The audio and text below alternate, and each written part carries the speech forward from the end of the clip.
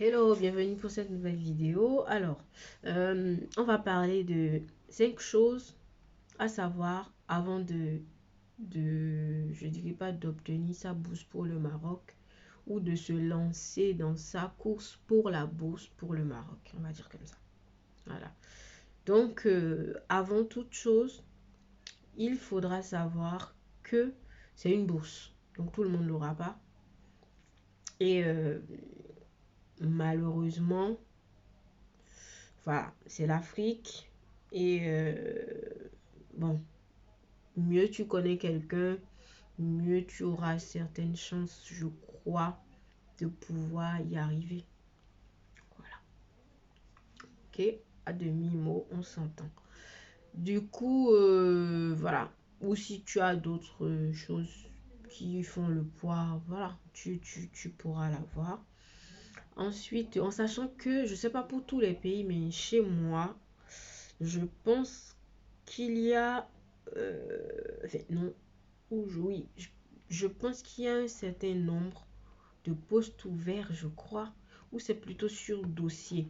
Mais une chose pourra jouer en ta faveur, une chose, indépendamment du fait que il y a un nombre de postes ouverts et tout. Si tu obtiens la lettre d'avis favorable du chef de service de l'hôpital où tu vas, par contre là, tu pèses vraiment lourd dans la balance. Tu pèses lourd dans la balance. Donc, seconde chose, obtenir une lettre d'acceptation ou d'avis favorable, c'est comme ça on l'appelle souvent, lettre d'avis favorable du chef de service, c'est-à-dire que le chef de service accepte de t'accueillir dans son service et il délivre une lettre que tu vas joindre à ton dossier pendant que tu es encore au pays. Ça te donne du poids. Troisième chose du coup, euh, lorsque les formalités sont en train d'évoluer, il faut être au taquet. Il faut être au taquet parce qu'il peut y avoir des infos et tu peux les louper. Et quand tu les loupes, ça peut te faire perdre des chances en fait. Donc il faut se rendre relativement souvent dans le centre qui se charge de ça dans votre pays. Si possible, si vous avez le truc, créer du lien avec celle ou ceux qui s'en chargent. C'est pas la secrétaire, je sais pas, quelqu'un quoi. Et comme ça, la personne pourra vous dire, ah, on a reçu telle info par rapport à tel truc et tout. Donc voilà, et puis vous y allez. Autrement, par vous comme ça, c'est délicat. C'est vraiment délicat. J'ai dit 1, 2, 3. La quatrième chose à savoir, dès que votre dossier sort, je sais plus combien de temps. En même temps, à mon époque, je sais pas si les choses sont pareilles, mais je pense pas, ça change tout le temps. Entre le temps que vous déposez les dossiers et que vous ayez votre acceptation, faut que pendant ce temps-là, vous commenciez par vous préparer. Quand je dis préparer, c'est-à-dire que préparer autant que possible, quoi, l'éventualité de ce que si ça marche, vous partez, vous puissiez partir. Et oui, je reviens sur mon second point, celui de la lettre. Un petit bémol là. Il y a des personnes qui prennent des avis partout, dans toutes les villes du Maroc, et qui finalement choisissent, enfin, ou veulent choisir laquelle des villes est la meilleure après qu'ils ont reçu une acceptation pour toutes les villes. À ces personnes, moi je dis non quoi. C'est pas possible parce que déjà vous n'êtes pas sur place. C'est des gens qui sont là-bas et qui vont prendre les avis pour vous. Du coup, vous mettez les gens dans les problèmes. Parce que quand vous dites à une personne qui est à Rabat, prends-moi la vie. Une personne qui est à Marrakech, prends-moi la vie. Une personne qui est à Fès, prends-moi la vie. Une personne qui est à Casablanca, prends-moi la vie. Et que toutes ces personnes vous prennent la vie et donnent leur parole quand même chez le chef de service en question. Et après, il y a des chefs de service qui sont très pointilleux, qui disent, après quand la personne revient pour une autre personne, ils disent, ah non, mais toi, tu n'es pas une personne de confiance, je ne peux pas te faire confiance, je ne te signe pas la vie. Et que peut-être, cette personne pour laquelle on vient, c'est vraiment son seul avis. On est d'accord que vous faites perdre des chances aux autres, en fait. Du coup, faites vos recherches avant d'aller prendre les avis. Voilà. Ça bascule sur mon point 4. Faites vos recherches avant d'aller prendre l'avis pour savoir si l'hôpital ou là où vous voulez aller, la ville, elle vous convient, elle convient à votre budget et tout et tout. Parce que je bascule sur le point 5. D'une ville à l'autre, les réalités socio-culturelles, oui, sont différentes, même si voilà, il y a un fond qui ne change pas. D'une ville à l'autre, le coût de la vie est complètement différent parce que, par exemple, mes collègues qui étaient à Fès avaient un coût de vie, mais mieux que, quand je dis mieux, ça s'entend, je vais vous expliquer pourquoi, que moi qui suis restée à Marrakech. Mais quand vous direz ça, vous dites, mais comment ça, moins? On va étudier, on va pas je sais pas quoi dire, on va étudier quoi, voilà, on va pas claquer des milliers, des cents, ok. Du coup, mieux vaudrait qu'il y ait des logements accessibles à des coûts relativement accessibles.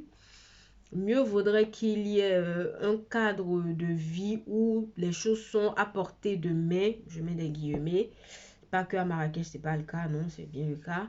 Que l'on puisse se procurer des choses de première nécessité à des prix relativement accessibles aussi. Du coup, quand vous avez un certain portefeuille, ben vous pouvez vous permettre d'aller dans les villes où ça coûte cher ou que vous sentiez capable de consentir au sacrifice pour le nombre d'années par rapport au fait que dans la ville où vous allez, vous trouvez qu'il y a plus d'expertise dans la spécialité que vous avez choisi. Ça aussi, c'est un argument. Toutefois, c'est vraiment à vous de décider en fait, parce que ne faudra pas que pendant le parcours, vous soyez essoufflé. Ouais, que vous soyez essoufflé, faudra pas, parce que c'est très prenant, les imprévus, plein de choses, et d'une spécialité à l'autre, je sais pas trop, mais en onco, on fait beaucoup de congrès, ça c'est le point bonus, pour ceux qui sont en onco. Euh, Quand on fait cette spécialité, il faut avoir son passeport à jour, être prêt à prendre des visas parce que nous sommes tous de l'Afrique, soit centrale, soit du subsaharienne, soit de l'Est, tout ce que vous voulez, et qu'on immigre au Maroc. Du coup, on n'a pas l'accès à tous les pays dans lesquels, la plupart du temps, on va pour des congrès. Donc, il faut avoir le passeport à jour. Je pense que si vous allez au Maroc, c'est que quand même votre passeport il est à jour. Et être prêt à payer des visas. Parce que quand on vous donnera comment on appelle, une prise en charge pour aller à un congrès dans un autre pays, c'est pour vous enrichir. Parce que sachez, l'oncologie, ça change tous les 6 mois, j'ai envie de dire, en termes de recommandations. Bon, j'abuse. Tous les ans. Parce qu'il y a une mise à jour de toutes les recommandations européenne et américaine. Du coup, il y a beaucoup de colloques, beaucoup de séminaires, beaucoup de choses comme ça, de congrès qui se font pour ces mises à jour là, et même aller parfois dans les villes où ça se passe. Mais bon, ça, avant qu'on ait ça, ça dépend aussi de la ville et de l'implication de votre chef de service par rapport à l'obtention comment je dis ça là, de ces invitations et de la disponibilité du service, de l'activité pour laisser partir les résidents, combien de résidents. Donc voilà, il y a aussi toutes ces infos là et tout. Et de combien de résidents vous êtes. Si vous êtes nombreux, c'est plus facile de laisser partir quelques-uns par rapport à si vous n'êtes pas nombreux. Donc ce sera difficile de vous laisser partir, même si votre chef de service a le à l'invitation. Donc voilà. Et pour clôturer tout ça, sachez que indépendamment de tout, vous venez étudier, c'est vrai, mais c'est aussi une formation pour la vie. Ouais. Ne dites pas, oh, je vais pas juste pour étudier et tout, non. Soyez prêts à vivre des choses qui vont vous forger pour la vie. Parce que dehors, là, c'est pas du lait. C'est vraiment pas du lait. Donc, il faut vraiment que vous soyez costaud. Voilà. Ça, c'était le point final pour cette vidéo. N'hésitez pas à me donner d'autres sujets qui vous intéresseraient sur la vie d'un étudiant après le doctorat. Surtout au Maroc, je me ferai le plaisir de vous donner les infos que je détiens de par ma petite expérience. Et surtout pour ceux qui sont en onco, balancer les questions. Je me ferai un plaisir d'y répondre. Sur ce, je vous souhaite bonne soirée, bonjour, bonne journée. Voilà, à la prochaine pour une nouvelle vidéo. Bye bye.